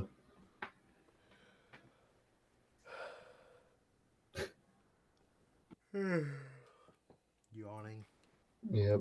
Back again. Because the Judgment Day. Well, actually, we got a brand new open to the show, a brand new video opening package, and fireworks to start the show to get people excited. We'd love to see it. I'm shocked at him. Vince Triple H got rid of the together part of the intro. I love it. Did he? That's what I heard. I didn't really pay that much attention to it, but apparently I've heard that he removed the together part. I hope so. Wow. The Judgment Day suck. They, bruh, I don't know. I just, I still don't see it in the group, man. I still don't see it. And like, they just don't fit, bro. They just don't fit. Like, you can tell they're a little more unscripted, but it still doesn't do it for me, man. It really doesn't. Like, when I hear Finn Balor, like, trying to be an asshole like that, I just feel like he's trying to, like, be someone he's not. Exactly. His assholeness would come in, like, overconfidence and Definitely. shit like that. Not just being a pointless. Because that's just what the hate the Judgment Day is. They're just pointless assholes. They are. They do it for the fun of it, but like that's not any of them. You know what I mean? Like No. maybe Rhea Ripley, I could see. You know, like she kind of gives off that vibe, but they made the whole group so cringy. She's cringe when she does that shit. So it's like you can't help it, bro. It bro. It ain't it, bro. Just end it, please. Let Finn go be the prince. Let them go be them, bro. Fucking Damian Priest. Oh Edge my is god. gonna wrestle his match, his first match in 10 years. Fucking dumbass, bro. What? He doesn't Uh, correct himself either. He just no, like he didn't. on Raw or something, just like throwing that right Oh. after. He just kept talking. It's gonna be his first match in 10 years, apparently. What? You fucking idiot. Dude, Oh. that group fucking sucks, bro. It's They gonna be really. Edge's first match in 10 years. What? He's trying to sound all tough and serious, bro. He's giving it his all. That's the best part. He's trying so hard, and Oh, it yeah. just falls, bro. He Oh, just looks like man. a fucking dork. It's going to be his first match in 10 years. What? Like, bro, what? That don't make sense. That shit is fucking hilarious, man. So, that was the open, and another thing, Damian Priest goes, "You guys want to see Rey Mysterio?" Crowd pops. "He's not here." And then Damn. fucking Finn starts laughing. About 10 minutes later, or however, maybe like 5 minutes later, when they get done with their promo, Rey just jumps in the ring and Just starts jumps whooping in. their ass. Like, bro, And then they oh start beating god. his ass for like 4 minutes. Finn Balor hits the coup de grace and is just sitting on Rey Oh my Mysterio's god. fucking Bro, stomach. just sitting on his Like, stomach, bro, just, end the group, bro. Please end bro, this please. fucking group. Oh my god. Oh. Fucking Ray went to go hit the chair and Rhea Ripley grabbed him from behind and just yoinked his ass back. Look like such a fucking idiot. She just grabbed his fucking chair and just completely just yoinked his ass Bro, backwards. she did, bro. It's like He that last week when he was holding his fucking pants, bro. just, and and Ray's like squirming his arms around trying to get free, bro. Oh, oh, dude. bro. There's, Oh god. this is a, it's so bad that it's great. It's such a horrible combination, but it's great. It's fucking how goofy Ray is and how bad that faction is. It mixes so well together because they're Oh my so god. cringy and The fucking group is so stupid. bad, bro. And then Ray's just a fucking goon himself, just doing stupid shit. Son, just fucking squirming and shit. Oh, bro, it's such a great combination. It's so bad. He's Oh in my that group. god. Dude, I was dying when she fucking grabbed the chair and fucking yoinked his ass backwards. He fell on his ass. Then they Bro, that just shit was started too beating his funny. ass. Oh, bro. That shit was genuinely too fucking funny, man. Oh It man. really, that shit was. Hilarious, bro. Absolutely hilarious. So yeah, that was the opening segment. They just whooped Ray's ass, and then the last scene is them all standing above him, and Damian Priest is like doing his weird laugh, Yeah. and then and you could just hear Ray like because his voice was like the closest to the mic, and you could just hear.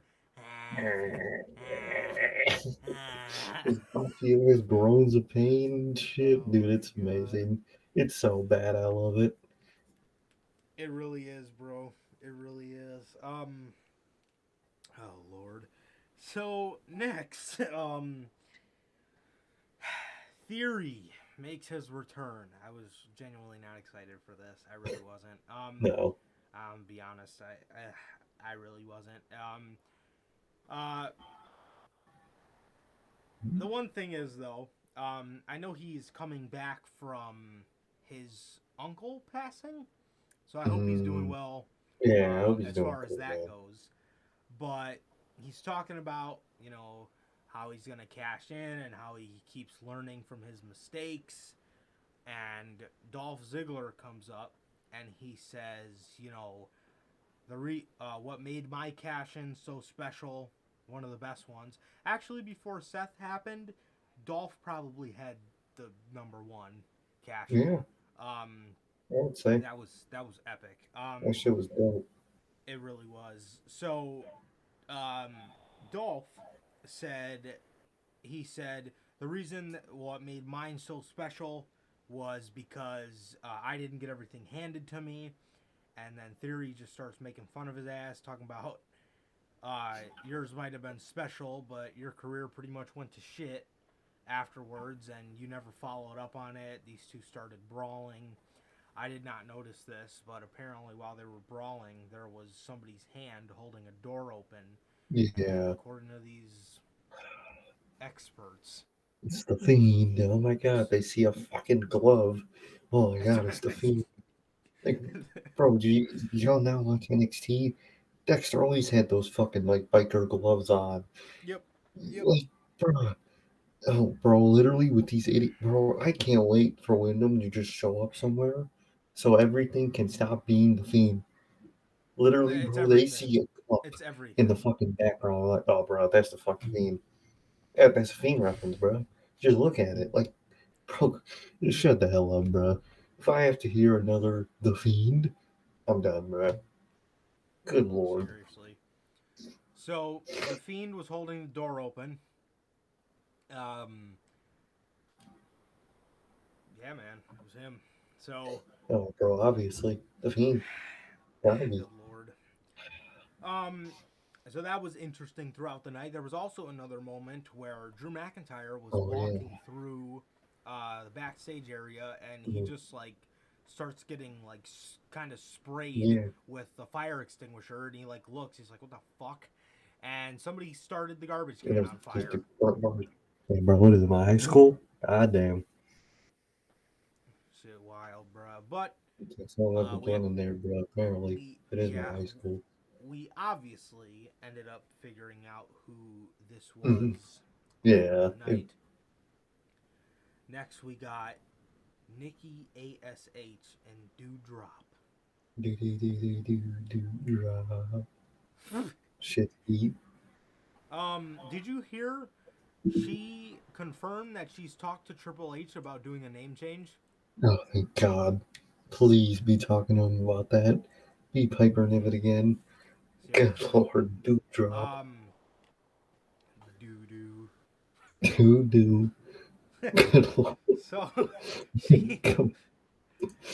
so her and Nikki ASH are fighting Asuka and Alexa Bliss. Bro, Alexa Bliss comes out singing her song Mhm. like it's a banger, Like it's bro. fire. Because I Like remember it's Corbin used to do EC3. that. Literally, Yeah, bruh. And EC3 his used to song do was it fun. too. That song Exactly. was heat, bruh. And the worst part about that, that's how you know they're probably not going to change it because she loves her song. So they ain't Oh yeah. changing that shit anytime soon. Stand up, shut up, fight me. Stand up, shut up. Oh, she be bumping that shit in the car, you know it. Oh my god, bro. What the fuck? What is Ugh. this trash, bruh? So, they do end up picking up the victory here and move on in the tournament Mm-hmm. against. Tom drop. Don't don't the next round they face Bailey and Dakota Kai, I think so, yeah. or EO and Dakota Kai? I mean, Yeah, I think but so. I thought they were gonna have a trios match at Clash at the Castle. Exactly. That's the thing I don't get. They're just repeating the same match, basically. I don't get it, You would. man. I really don't. I don't understand either. That just dawned on me. Yeah, just do that tournament tag match at. You don't even do it at the pay per view. That Bailey's faction is going to be at the pay per view anyway in the finals. To that, you know it. So that's them on the Right. pay per view. What is it? What is that trio match meant for? Because they did say the finals were at Clash at the Castle, right? I'm almost positive they are. So Huh. it's like that don't make sense. I don't get it, man. I really don't. Hmm. Yeah, man. I don't know. I don't know. So they picked up the victory here. Asuka got the submission, and Mustafa Ali and Cedric Alexander took on The Miz and Ciampa. You know, I like this group a lot better. I like this group a lot, Miz and Ciampa. I like the group a lot better with Ciampa as the main guy, but Mm-hmm. like this dynamic we got tonight with them as like a Mm-hmm. tag team. I don't Let's like it. stop it. Like with the Like, Miz trying to help Ciampa, like obviously it still wasn't my favorite thing, but I didn't hate it as much as I did because I was like, oh okay, the Miz seems like he's genuinely trying to help Tommaso Ciampa. Like all right, you know that's cool. Oh no, he's actually helping. Hmm. OBS. Oh, OBS. It is. It always does this on the anniversary shows. Dude, I'm telling you, bro. What the hell? Like, you don't need this shit, bro. Yeah, like 20 minutes left. Like 30 minutes left of this. I hate to break it up like that much.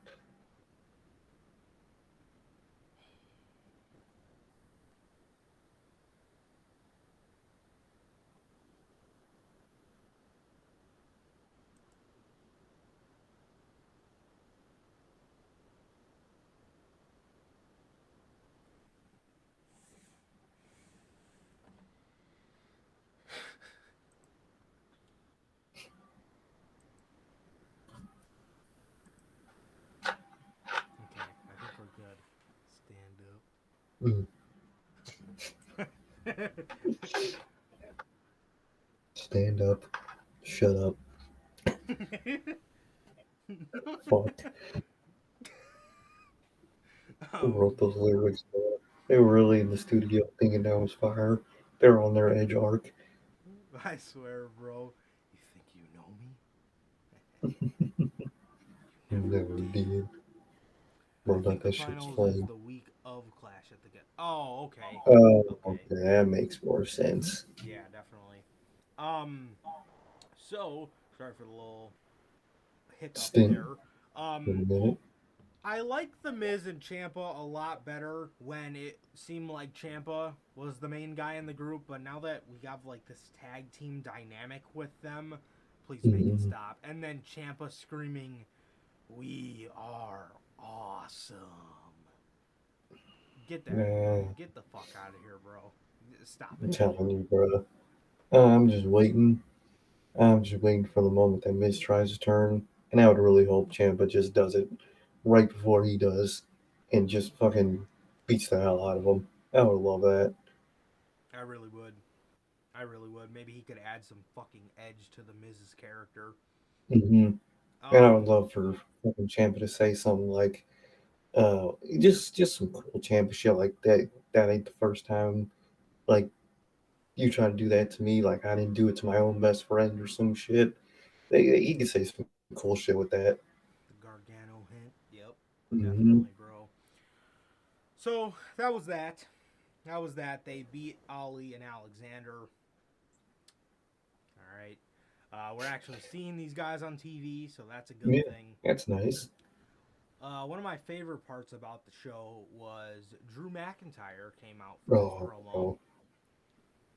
Best part. This genuinely was. It really was. Um, Easy. Kevin Owens interrupts him as Drew McIntyre. He addressed that he had a bit of back issues going Hmm. on. He Yeah. said they were true because he has to carry the load of about Damn. 20 men on his back and doing all these shows. And he says he does it with a smile on his face. And he says he wants to beat Roman Reigns for the world champion so he can appear on both shows. Wow. Boy, Mm. does that fucking get me excited. Holy Yeah. fuck. Wow. We'll actually see our world champ. Oh, what they fucking do? Seriously, bro. Seriously. So, as he talks about he says he's over on Raw to scout his competition. He said the first name he mentioned, he said, "What about Drew McIntyre versus Ciampa?" Should be. He mentioned Drew McIntyre versus a couple more names before Kevin Owens music hits. Mm-hmm. Kevin Owens comes out, and then Drew McIntyre says, "What about Drew McIntyre versus Kevin Owens?" Kevin Owens says, "No, don't mention my name after I come out here." Damn. He talked about how Drew doesn't know who he is, and Kevin Owens knows exactly who he is. He's been the same guy for his whole 22-year career, and he went down to the ring, and he was Kevin Owens was screaming his head off, saying, he is as real as it gets. Now, one thing I love about Drew is it seemed like Drew listened to that and was like, "Nah, you ain't about to show me up." Exactly. So he was like, so I absolutely. This is why I love unscripted promos, because the talent doesn't feel like they're just playing Just a going script. point to point. Exactly. They actually wanna challenge themselves and get themselves involved in this. And it seemed like, and we all know what kind of guy Drew McIntyre is, so it seemed like he took that. My guess is Like, he took that as like, mhm. oh, All okay, right, you want to come out let's here do and show this. me up? Like, okay, Exactly. yeah, exactly. You Like, want to cut a good ass promo? All right, I'll fucking show you. competition is great, even when it's like that good, friendly competition between your own guys and your own company, bro. It's a little shit like that of just not. It's not them trying to one up each other, but it's them trying to one up each other in a Yeah, like competitive, friendly genuine way, way. Exactly. Like, are almost like you keep just trying to outdo each other. exactly like, all right, he pulled out that crazy ass shit. I'm gonna do the same. I'm gonna pull out my own crazy ass shit, but it's on the mic. And I really like that, man. Absolutely, bro. And they know if they keep elevating each other, it's just gonna make for a better segment on them. Exactly. Every You know. time. Yep. So I absolutely love it. I love it, man. And Drew then starts. He starts just screaming at Just Kevin going Owens, saying, nuts. "I'm tired of all these BS narratives I've been hearing about myself the past couple weeks. Couple weeks ago, I was called the Chosen One." He says, "I was the Chosen One 15 years ago, and then I got fired." And at this point, he is screaming He's at Kevin going Owens, off. and he is in Mhm. Owens' face. Yeah. "I was the Chosen One 15 years ago, and then I got fired. I had to go back to the drawing board and work my ass off, and I got to the point where I wasn't calling WWE back. WWE was calling me, and just telling him he Just had to he. work his ass off to get to this moment, and nothing was handed to him." And Hmm. I was like, wow, He was that going was off. a fucking promo, man. That was And awesome. he ended it in the most like just memorable way. Talking about, I'm not. You call me whatever you want. A superstar. This or that. I'm a wrestler. We're wrestlers. This is a wrestling show, so let's wrestle. That's one of my favorite promo endings I've seen in a while. Absolutely, I I love that. love that. I So love that. Owens, actually, before he got in the ring, Hmm. he did say that he is starting, or no, he said, I am in the same building that me and Sami Zayn tore the house down at Battleground a couple years ago, and I want to become the prize fighter again. That shit was And heat. if the storyline is kind of going anywhere that it is, I could easily see Kevin Owens and Sami Zayn getting back together I could see that. That to would be fight great. alongside each other as and turn Sami Zayn into the underdog from the underground again. Light that fire, bro, please. And Kevin Owens is the perfect guy to do it, you know?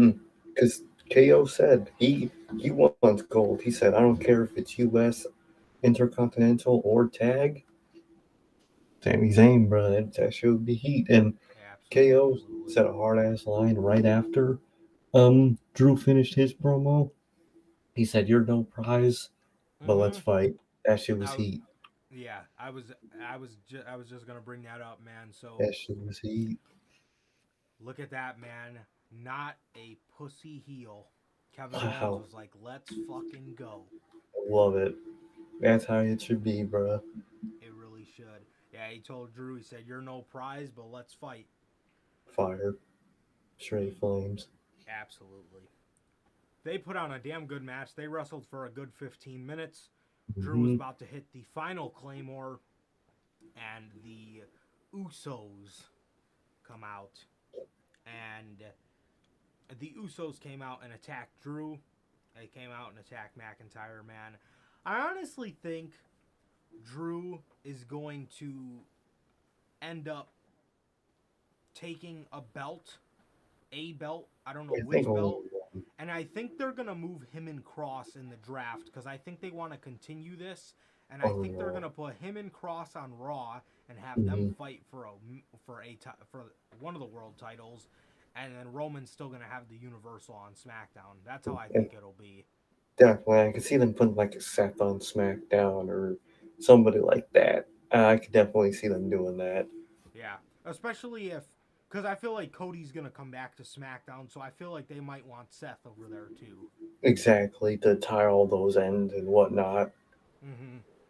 Definitely, bro. Definitely. So that's what I feel will end up happening with the world title situation. But they started Hmm. to attack Drew McIntyre, and as they were going to go for the 1D, Drew McIntyre whooped their ass and said, tell your tribal chief I'll see him on Friday.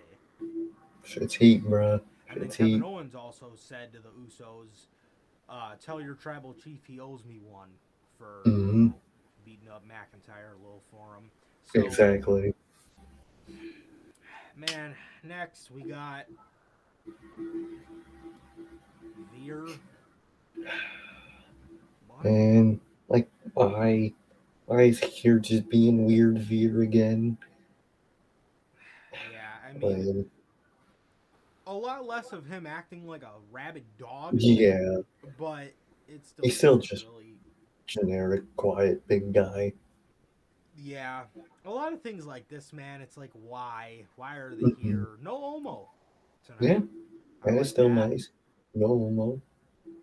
So, we're actually putting people on the show that actually have real name value and that can actually Shocker. make your roster look better.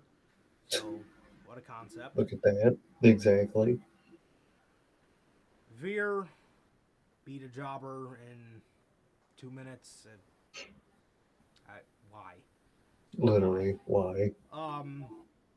Seth comes out, starts talking about Riddle, and he says, I hear he has an announcement for us. He says, just hurry up and let us know that and tell us that you're going to retire. Riddle is in the back, and he says, it's so hard to say this, but I am cleared to compete.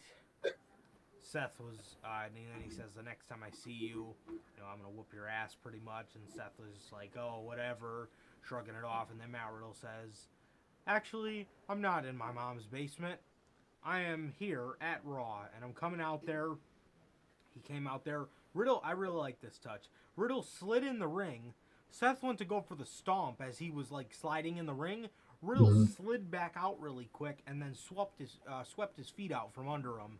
That was really smart. I like that a lot. I really like, because Vince McMahon would have had him just get stomped as Oh, soon as he hopped in 100%. the ring. You would just slid and get stomped mid slid. That was it. Mm-hmm. It's like, And that bruh, would have been it. it shows intelligence. Wow. I Shocker. know. Yeah, seriously, man. So, yeah, man, we got, it looks like we're going to be getting some more build now that Riddle is cleared Hmm. for Clash at the Castle, man, and it should be a banger. Should be a banger. Definitely, man. Dakota Kai made quick work of Dana Brooke in like 3 minutes. Oh, That was literally, bro. that. Bobby Lashley versus AJ Styles for Hmm. the United States Championship. They put on a pretty lengthy match, and it was Yeah, decent. It was it was decent. good. I liked it. Yeah, man, it just looks like these guys are having fun, bro. I absolutely love Bobby Lashley's presentation. I can't say Oh, that I love enough. it.